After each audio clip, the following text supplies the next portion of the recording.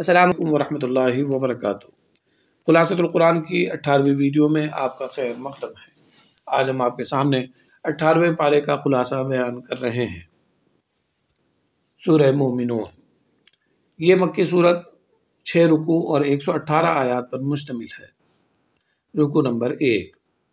بسم اللہ الرحمن الرحیم۔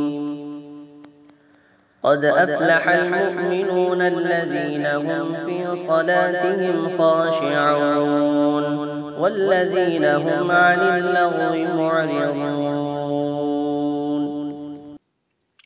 سورت کی شروعات میں اہل ایمان کے ان اوصاف کا ذکر ہے جنہیں اختیار کر کے وہ جنت الفردوس کے مستحق ہو سکتے ہیں، مثلا نماز میں خشوع خضوع، بے فائدہ چیزوں سے دوری، زکوٰۃ کی ادائیگی، بے حیائی و بدکاری سے حفاظت، امانت کی پاسداری وغیرہ۔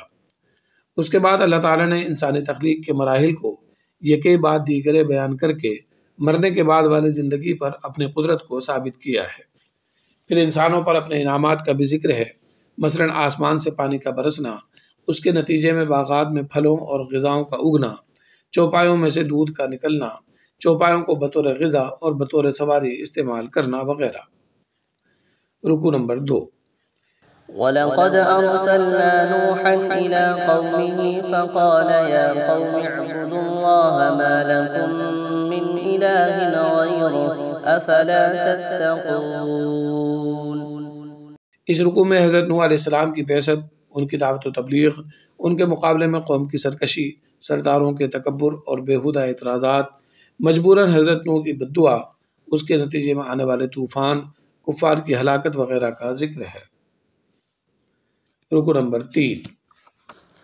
وقال الملأ من قومه الذين كفروا وكذبوا بلقاء الآخرة وأترفناهم في الحياة الدنيا ما هذا إلا بشر مثلكم يأكل مما تأكلون منه ويشرب مما تشربون۔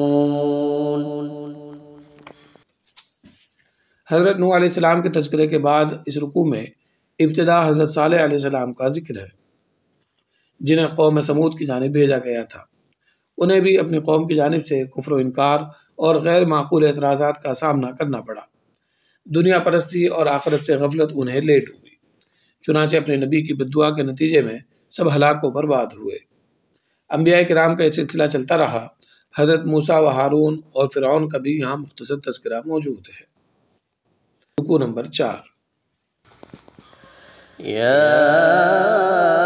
أيها الرسل كلوا من الطيبات واعملوا صالحا إني بما تعملون عليم۔ اس رکوع میں بتایا گیا ہے کہ تمام انبیاء کرام کی تعلیم اسی دین اسلام کی تعلیم تھی، لیکن لوگوں نے اپنی خواہشات کے مطابق اس میں اختلاف پیدا کر کے الگ الگ جماعتیں بنا لی ہیں۔ پھر مومنین کے خاص صفات میں خشیت الہی اور نیک کاموں میں سبقت کو شمار کرایا گیا ہے۔ پھر کفار کی غفلت، کبر، ضد، ہٹ دھرمی اور رسول اکرم صلی اللہ علیہ وسلم کے ساتھ استہزاء کا ذکر ہے۔ حالانکہ رسول اکرم صلی اللہ علیہ وسلم اپنی تعلیم اور تبلیغ پر ان سے کسی قسم کی اجرت کا مطالبہ نہیں کرتے تھے، اس کے باوجود ان کا رویہ ان کے ساتھ نہایت گستاخانہ رہا ہے۔ مشرکین مکہ کی خصلت ذکر کی گئی ہے کہ قحط میں مبتلا ہونے کے بعد اللہ تعالیٰ نے انہیں اس عذاب سے نجات دے دی، یہ پھر کفر و شرک میں مشغول ہو گئے۔ رکوع نمبر 5۔ وَهُوَ الَّذِي أَنشَأَ لَكُمُ السَّمْعَ وَالْأَبْصَارَ وَالْأَفْئِدَةَ قَلِيلًا مَا تَشْكُرُونَ۔ اس رکوع میں اللہ تعالیٰ کی بے پناہ قدرت اور انعامات کو ظاہر کیا گیا ہے کہ اللہ تعالیٰ نے ایسی ایسی چیزیں پیدا کی ہیں کہ کفار بھی ان کا خالق اللہ ہی کو سمجھتے ہیں، لیکن جب بات عبادت کی آتی ہے تو شرک کرنے لگ جاتے ہیں۔ یہ کتنی ناشکری کی بات ہے۔ کائنات کے اس پورے نظام کا خالق اللہ کو قرار دیتے ہیں، لیکن مرنے کے بعد والی زندگی کو محال سمجھتے ہیں۔ اخیر رکوع میں اللہ تعالیٰ کے لیے اولاد ہونے کی نفی کی گئی ہے کہ عقیدہ یا نظریہ نہایت احمقانہ ہے۔ اللہ کی ذات ان تمام چیزوں سے بہت بلند ہے۔ رکو نمبر 6۔ قل رب إما تريني ما يوعدون رب فلا تجعلني في القوم الظالمين۔ سورت کے آخری رکوع میں اولاً رسول اکرم صلی اللہ علیہ وسلم کو کفار کے مظالم کے خلاف صبر کی تلقین کی گئی ہے۔ اس کے بعد قیامت کے دن کفار کی حالت کو بیان کیا گیا ہے کہ یہ وہاں سے واپس دنیا میں آنے کی تمنا کریں گے، لیکن ایسا ممکن نہ ہوگا۔ دنیا میں جب وہ اہل ایمان کا مذاق اڑاتے تھے، انہیں وہ وقت یاد دلایا جائے گا۔ قیامت میں کوئی نسبی رشتہ دار بھی کام نہ آئے گا۔ اسی طرح تمام اعمال کا حساب ہوگا۔ جہنم کا عذاب ایسا ہوگا جس سے چہرے جھلس جائیں گے۔ پھر ذکر کیا گیا ہے کہ انسانوں کی تخلیق یوں ہی بے فائدہ نہیں کی گئی، بلکہ اسے دنیا میں ایک ذمہ دار اور مکلف مخلوق بنایا گیا ہے جس کا اسے حساب دینا ہوگا۔ آخر رکوع میں توحید کا ذکر کرنے کے بعد اللہ تعالیٰ سے استغفار اور طلب رحمت کی دعا کی تلقین کی گئی ہے۔ سورہ نور، یہ مدنی سورت 9 رکوع اور 64 آیات پر مشتمل ہے۔ رکوع نمبر 1۔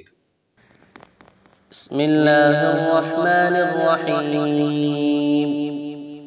سورة أنزلناها وفرضناها وأنزلنا فيها آيات بينات لعلكم تذكرون۔ الزانية والزاني فاجلدوا كل واحد منهما 100 جلدة ولا تأخذكم بهما رأفة في دين الله إن كنتم تؤمنون بالله واليوم الآخر وليشهد عذابهما طائفة من المؤمنين۔ سورہ نور کے پہلے رکوع میں زنا کرنے والوں کی سزا ذکر کی گئی ہے۔ غیر شادی شدہ جوڑے کو 100 کوڑے مارنے کا حکم ہے، جبکہ شادی شدہ جوڑے کے لیے سنسار کرنے کا حکم حدیث سے ثابت ہے۔ اگر کوئی شخص کسی پر زنا کی تہمت لگائے اور شرط کے مطابق 4 گواہ پیش نہ کر سکے تو اس کو 80 کوڑے لگائے جائیں گے۔ آخر رکوع میں لیان کا حکم ہے کہ اگر کوئی شخص اپنی بیوی کو بدکاری کرتے ہوئے پائے اور وہ شہادت نہ پیش کر سکے تو اس سے اور اس کی بیوی سے ایک خاص انداز میں 5 مرتبہ قسم لی جائے گی۔ یہ عمل پورا ہونے کے بعد دونوں کے درمیان علیحدگی کا فیصلہ ہوگا۔ یہی عمل لیان کہلاتا ہے۔ رکوع نمبر 2۔ إن الذين جاءوا بالإفك عصبة منكم لا تحسبوه شرا لكم بل هو خير لكم لكل امرئ منهم ما اكتسب من الإثم والذي تولى كبره منهم له عذاب عظيم۔ اس رکوع میں حضرت عائشہ سے متعلق مشہور واقعہ ذکر کیا گیا ہے جسے واقعہ افک کہتے ہیں، جس میں منافقین کی جانب سے حضرت عائشہ رضی اللہ تعالی عنہا پر نہایت غلط بہتان لگایا گیا۔ منافقین کے پروپیگنڈے سے بعض مسلمان بھی متاثر ہوئے، حتیٰ کہ نبی اکرم صلی اللہ علیہ وسلم کی طبیعت پر بہت گہرا اثر پڑا۔ اللہ تعالیٰ نے حضرت عائشہ کی برات کے لیے پورا رکوع نازل فرمایا اور ان بھولے بھالے مسلمانوں کو تنبیہ کی گئی جو منافقین کی سازش کا حصہ بن گئے تھے۔ اخیر رکوع میں معاشرے میں بے حیائی کو فروغ دینے والوں کے لیے دردناک عذاب کی وعید ہے۔ رکوع نمبر 3۔ يا أيها الذين آمنوا لا تتبعوا خطوات الشيطان ومن يتبع خطوات الشيطان فإنه يأمر بالفحشاء والمنكر ولولا فضل الله عليكم ورحمته ما زكى منكم من أحد أبدا ولكن الله يزكي من يشاء والله سميع عليم۔ اس رکوع میں اولاً شیطانی حربے کو ذکر کیا گیا ہے کہ وہ معاشرے اور سوسائٹی میں بے حیائی کو فروغ دینا چاہتا ہے، اس لیے مسلمانوں کو اس کے نقش قدم پر نہیں چلنا چاہیے۔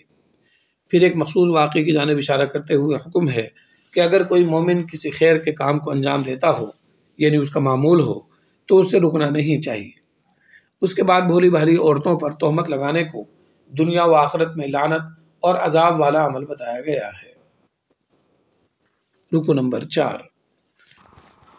يا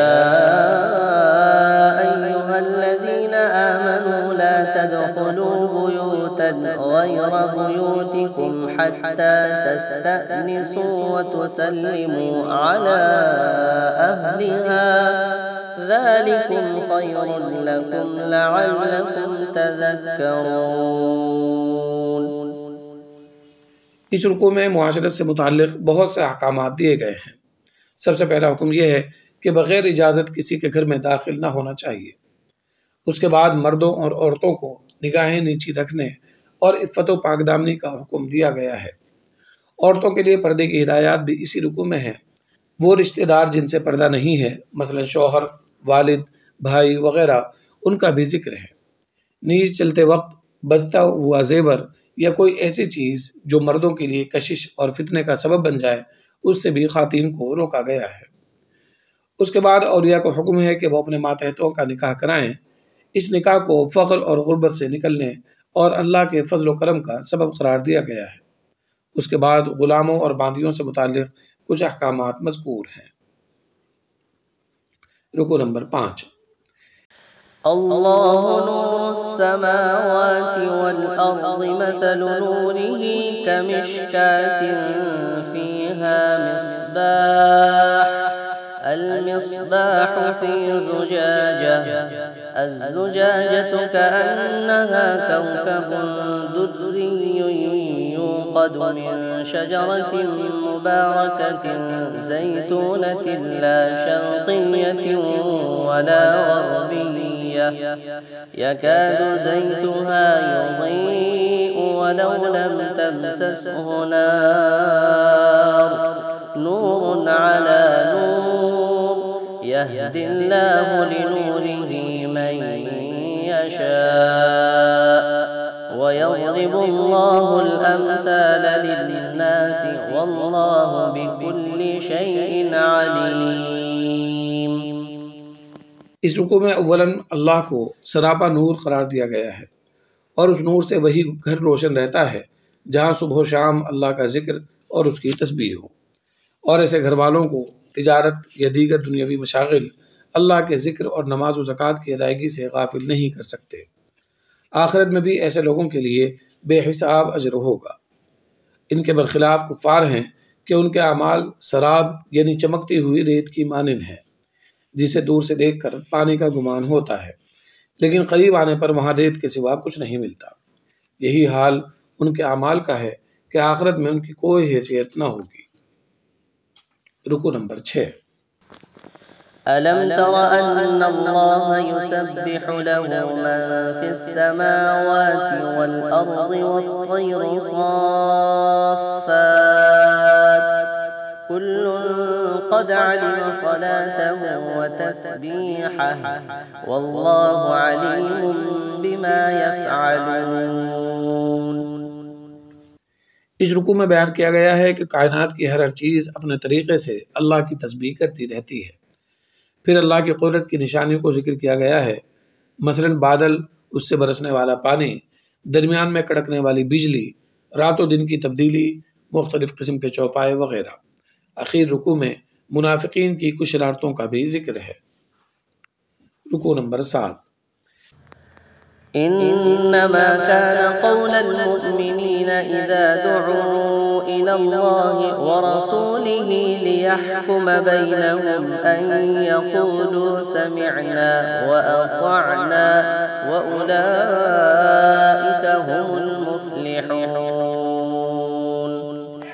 اس رکوع میں منافقین کی سرکشی کے معنی بعد مومنین کی وفا شعاری اور اطاعت کا ذکر ہے، جسے کامیابی کا ذریعہ قرار دیا گیا ہے۔ پھر اللہ اور اس کے رسول کی اطاعت کا حکم ہے، جس کے نتیجے میں زمین پر مستحکم حکومت کا وعدہ کیا گیا ہے۔ اخیر میں کفار کا ٹھکانہ جہنم بتایا گیا ہے۔ رکو نمبر 8۔ يا أيها الذين آمنوا ليستأذنكم الذين ملكت أيمانكم والذين لم يبلغوا الحلم منكم 3 مرات من قبل صلاة الفجر وحين تضعون ثيابكم من الظهيرة ومن بعد صلاة العشاء 3 عورات لكم ليس عليكم ولا عليهم جناح بعدهن طوافون عليكم بعضكم على بعض كذلك يبين الله لكم الآيات والله عليم حكيم۔ اس رکوع میں کچھ معاشرتی احکام دیے گئے ہیں، مثلاً گھر کے غلام اور نابالغ بچے فجر سے قبل قیلولے کے وقت اور عشاء کے بعد اجازت لے کر ہی گھر یا کمرے میں داخل ہوں۔ لڑکے بڑے ہو جائیں تو ہمیشہ اجازت لے کر آئیں۔ بڑی بوڑھی عورتوں کو پردے کے سخت احکامات سے رخصت دی گئی ہے کہ وہ دوپٹہ یا چادر لے کر غیر محرموں کے سامنے بھی جا سکتی ہیں کہ ان میں اب فتنے کا اندیشہ باقی نہیں رہا۔ البتہ اگر وہ عزیمت پر عمل کرتے ہوئے یہاں بھی پردہ کریں تو یہ ان کے لیے اجر و ثواب کے اعتبار سے بہتر اور برتر ہے۔ اس کے بعد معذور صحابہ کرام سے متعلق کچھ احکامات ہیں اور ان کی تشویش کو دور کیا گیا ہے۔ رکو نمبر 9۔ إنما المؤمنون الذين آمنوا بالله ورسوله وإذا كانوا معه على أمر جامع لم يذهبوا حتى يستأذنوه إن الذين يستأذنونك أولئك الذين يؤمنون بالله ورسوله فإذا استأذنوك لبعض شأنهم فأذن لمن شئت منهم واستغفر لهم الله إن الله غفور رحيم۔ سورہ نور کے آخری رکوع میں رسول اکرم صلی اللہ علیہ وسلم کی مجلس کے آداب ذکر کیے گئے ہیں اور ان سے مخاطب ہوتے وقت ادب کی تاکید کی گئی ہے۔ وہ منافقین جو رسول اکرم صلی اللہ علیہ وسلم کی مجلس سے بغیر کسی عذر کے محض بے رغبتی کی وجہ سے چپ چاپ کھسک جاتے تھے، ان کا بھی تذکرہ ہے۔ آخری آیت میں بیان کیا گیا ہے کہ اللہ تعالیٰ کو تمہارے تمام اعمال کی خبر ہے اور وہ اسی کے مطابق سب کو جزا دے گا۔ سورہ فرقان۔ یہ مکی صورت 6 رکوع اور 77 آیات پر مشتمل ہے۔ رکوع نمبر 1۔ بسم اللہ الرحمن الرحیم۔ تبارک الذی نزل الفرقان على عبده ليكون للعالمین نذیرا۔ سورت کی شروعات میں قرآن کریم کے نزول کا مقصد بتایا گیا ہے۔ اس کے بعد شرک کی مذمت کی گئی ہے کہ ایسی چیزیں خدا کیسے ہو سکتی ہیں جو نہ تو کسی کو پیدا کر سکیں، نہ ہی نفع نقصان اور موت و حیات پر قدرت رکھ سکیں۔ اس کے بعد قرآن کریم اور رسول اکرم صلی اللہ علیہ وسلم کے تعلق سے کفار کی جانب سے ہونے والے اعتراضات کا جواب دیا گیا ہے۔ رکو نمبر 2۔ تبارک الذی ان شاء جعل لك خیرا من ذلك جنات تجری من تحتها الانہار ويجعل لك قصورا۔ اس رکوع میں کفار کے اعتراضات کی وجہ قیامت کے انکار کو قرار دیا گیا ہے۔ پھر قیامت کی ہولناکی ذکر کی گئی ہے کہ وہاں عذاب کی شدت سے کفار موت کو پکاریں گے لیکن کوئی فائدہ نہ ہوگا۔ اس کے بالمقابل مومنین کو جنت میں ان کی خواہش کے مطابق نعمتیں ملیں گی۔ کفار و مشرکین کو تنبیہ کی گئی ہے کہ خدا کو چھوڑ کر جن چیزوں کی تم عبادت کرتے ہو کل قیامت میں تمہارے کام نہ آئیں گے بلکہ تم سے برات کا اظہار کریں گے۔ کفار جو اعتراض کرتے تھے کہ یہ رسول کیسے ہیں جو کھانا کھاتے ہیں، بازاروں میں چلتے ہیں، گویا انہیں رسول کے عام انسان ہونے پر اعتراض تھا۔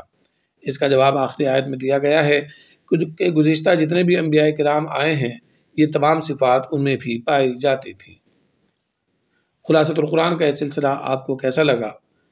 اپنے مشوروں سے ہمیں ضرور نوازیں اور کمنٹ باکس میں اپنا تبصرہ ضرور درج کریں۔ ویڈیوز کو زیادہ سے زیادہ شیئر کریں تاکہ قرآن فہمی کا سلسلہ عام ہو سکے۔ والسلام علیکم ورحمۃ اللہ وبرکاتہ۔